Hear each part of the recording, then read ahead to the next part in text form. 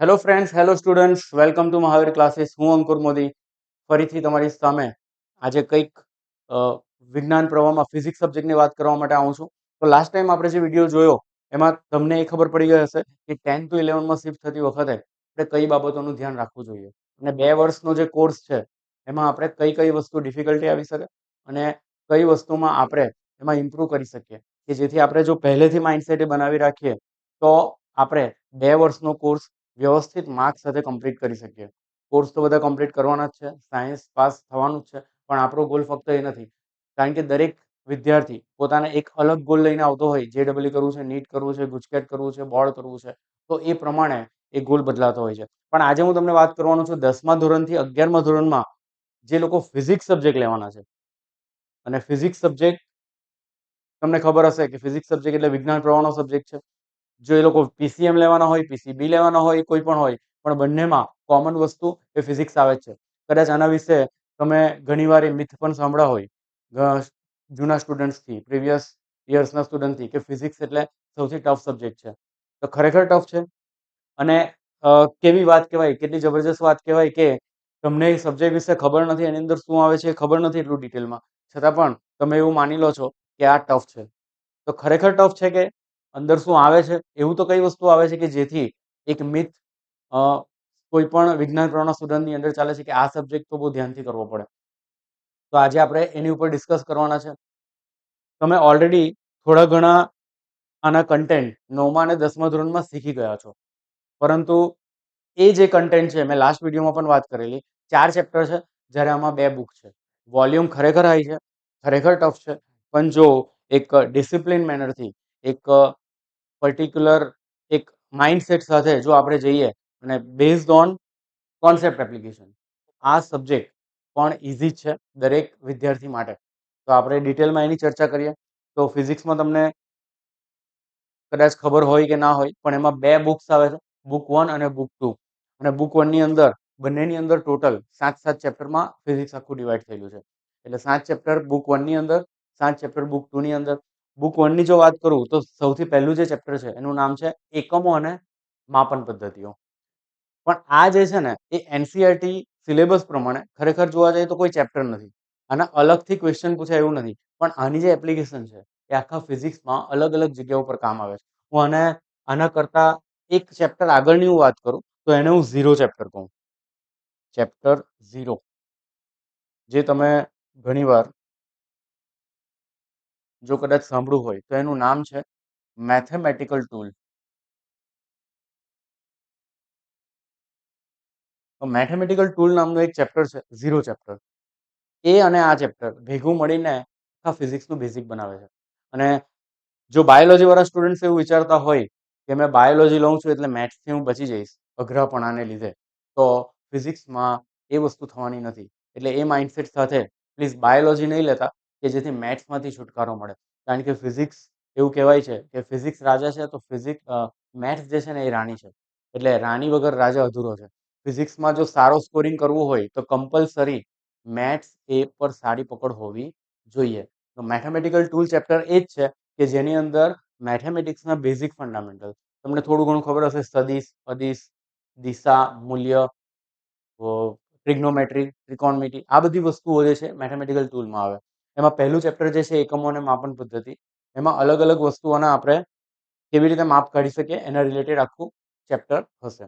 ગતિના પ્રકાર. હવે આ એકમ અને માપન પદ્ધતિ એક બેઝિક છે આખા ફિઝિક્સનું, મેં તમને કીધું. પણ આ ગતિના પ્રકાર છે ને એ ઓલરેડી તમને 9મા ધોરણમાં આવી ગયું છે. 9મા ધોરણમાં તમને ખબર હશે વેગ, પ્રવેગ, બળ, સ્થાનાંતર, આ બધી વસ્તુઓ ગતિના પ્રકારમાં આવે છે. ગતિના પ્રકાર તમને ખબર છે 2 પ્રકારની ગતિ હોય છે, એક સુરેખ ગતિ અને બીજી સમતલ ગતિ. તો આ 2 ચેપ્ટર મોસ્ટ IMP ચેપ્ટર છે ઓવરઓલ ફિઝિક્સ માટે, અથવા કોમ્પિટિશન માટે JEE નીટની તૈયારી જે લોકો કરતા હોય તો એ લોકો માટે આ સૌથી ઇમ્પોર્ટન્ટ ચેપ્ટર છે. મેક્સિમમ કન્ટેન્ટ આમાંથી પૂછાય છે. ગતિના નિયમો તમને ખબર છે, ગતિના નિયમો એટલે કે ન્યૂટનની ગતિના નિયમો, એ પણ 9મા ધોરણમાં એ ચેપ્ટર આવી ગયા તમને. એટલે આ 2 ચેપ્ટર છે એનાથી તમે થોડા ઘણા પરિચિત છો, પણ કોન્સેપ્ટ એપ્લિકેશન અને ડિટેલમાં આમાં એ વસ્તુ શીખવામાં આવશે. ન્યૂટનના નિયમમાં તમને ખબર છે કે બળનો નિયમ, વેગમાનનો નિયમ, ત્રીજો નિયમ, સૌથી ફેમસ નિયમ જે છે આઘાત ને પ્રત્યાઘાત, એક્શન રિએક્શન, તો એના રિલેટેડ આખું ચેપ્ટર છે. અને એની અંદર પણ ગતિનું જ બેઝિક છે. ઓકે, 5 ચોથા આ ચેપ્ટરના નામ નથી, કારણ કે જોવા જાય તો 7 ચેપ્ટર છે અને તમે બોર્ડ પર જોશો કે 6 જ દેખાય છે. એકચ્યુઅલી આ 6 તમે એવું કહી શકો એક કન્ટેન્ટ છે કે જે 7 ચેપ્ટરમાં ડિવાઈડ થશે. ગતિના 2 ચેપ્ટર છે એટલે 7 ચેપ્ટર એ કમ્પ્લીટ થશે. ચોથું ચેપ્ટર જે છે ઉર્જા, પાવર અને કાર્ય, આ પણ તમને 9મા ધોરણમાં અને 10મા ધોરણમાં આવી ગયું છે. કાર્ય એટલે W ઇઝ ઇક્વલ ટુ બળ ગુણ્યા સ્થાનાંતર. એના વિશે થોડું ઘણું તમને ખબર હશે. તો એની ડિટેલમાં ચર્ચા આપણે આમાં કરવાની છે. ઉર્જા, ગતિ, ઉર્જા, સ્થિતિ ઉર્જા, એના નિયમો. ચાક ગતિ અને વર્તુળમય ગતિ, તો આ ગતિનું પાછું એક નવું ચેપ્ટર છે. જેવી રીતે ગતિના 2 ચેપ્ટર હતા, સુરેખ અને સમતલ, એવી રીતે ચાક ગતિ અથવા વર્તુળમય ગતિ પણ તમે કહી શકો. અને મેક્સિમમ લોકો એવું માને છે કે સૌથી ટફેસ્ટ ચેપ્ટર જો હોય ને તો એ ચાક ગતિ છે. પણ એ ટફ ત્યારે જ લાગશે જ્યારે આ બધા ચેપ્ટર જો તમે વ્યવસ્થિત બેઝિકમાં તૈયાર નહીં કર્યા હોય. જો આ બધા ચેપ્ટરનું બેઝિક ક્લિયર હશે તો આ ચેપ્ટર બહુ ઇઝી થઈ જશે.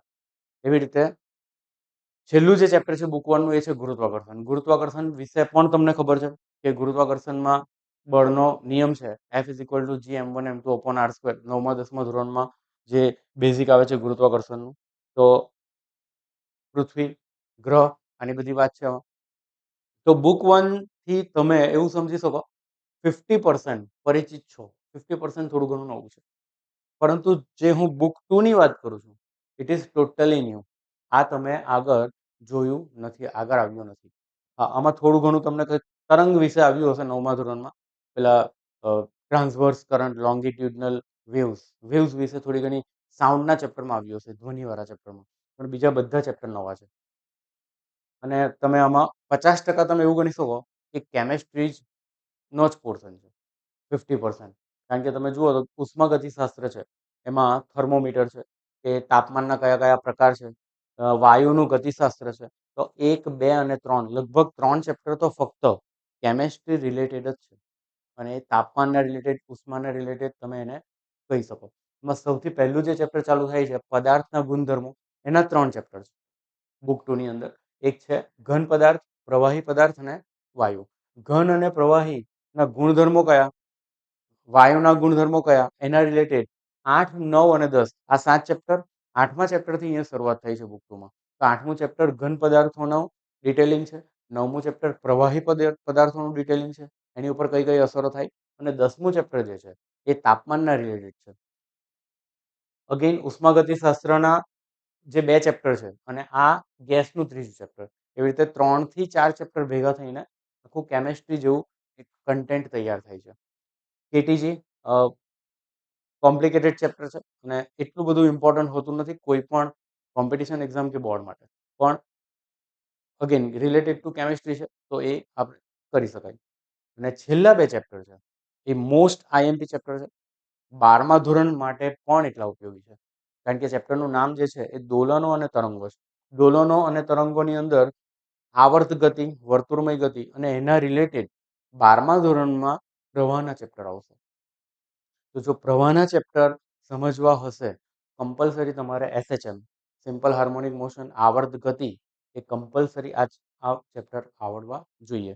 આ હતી 2 બુકની વાત 11મા ધોરણના. પણ હવે આમાંથી 11મા ધોરણમાંથી 12મા ધોરણમાં કેટલા ઉપયોગી છે? અને એવું નથી કે 11મા ધોરણનું, મેં લાસ્ટ ટાઈમ પણ વાત કરેલી, 11મા ધોરણના પહેલા ચેપ્ટરથી તમે જે બેઝિક ચાલુ કરશો એ 12મા ધોરણના બોર્ડના રિઝલ્ટમાં કામ આવવાનું છે. તો it is so much important. બંને બુક બહુ જ ઇમ્પોર્ટન્ટ છે. પણ એમાં જો હજુ પણ એમાંથી એક કન્ક્લુઝન કાઢું કે તમારે 12મા ધોરણમાં લઈને શું ચાલવાનું છે, તો એમાં ધ્યાન રાખજો મિત્રો કે ગતિના પ્રકાર, અને હું સ્ટાર કરું, મોસ્ટ આઈએમપી. ગતિના નિયમો, મોસ્ટ આઈએમપી. ઉર્જા અને પાવર, મોસ્ટ આઈએમપી. ચાક ગતિને હું એટલું બધું આઈએમપી નથી ગણતો, કારણ કે એટલું બધું એમાં 12થમાં આવતું જ નથી, એવું તમે કહી શકો, પણ છે હાર્ડ.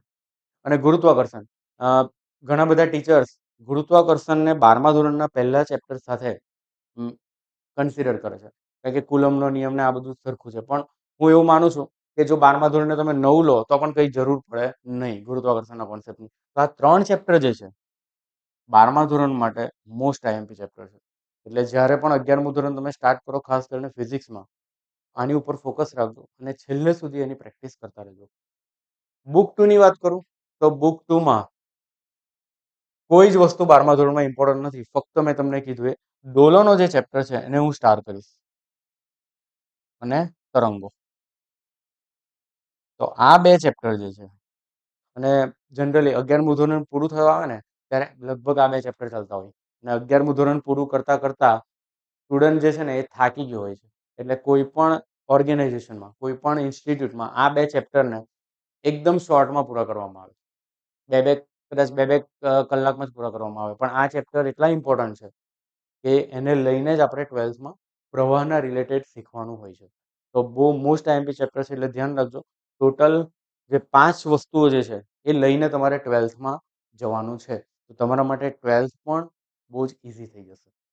તો આજે આપણે જે વાત કરી કે કઈ વસ્તુઓ ઇમ્પોર્ટન્ટ છે 11મા ધોરણમાં, કેટલી બુક્સ આવે છે, કેટલા ચેપ્ટર આવે છે.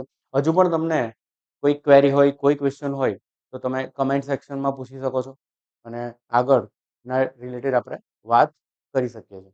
તો આજે હું આટલું જ કન્ટેન્ટ સમજાવીને હું પૂરું કરું છું મારો ક્લાસ અને ફરીથી આપણે મળીશું અને હવે લગભગ આપણે ચાલુ કરીશું ફિઝિક્સના ચેપ્ટર્સ. ઓકે, તો થેન્ક યુ વિદ્યાર્થી મિત્રો again from Mahavir classes. Thank you.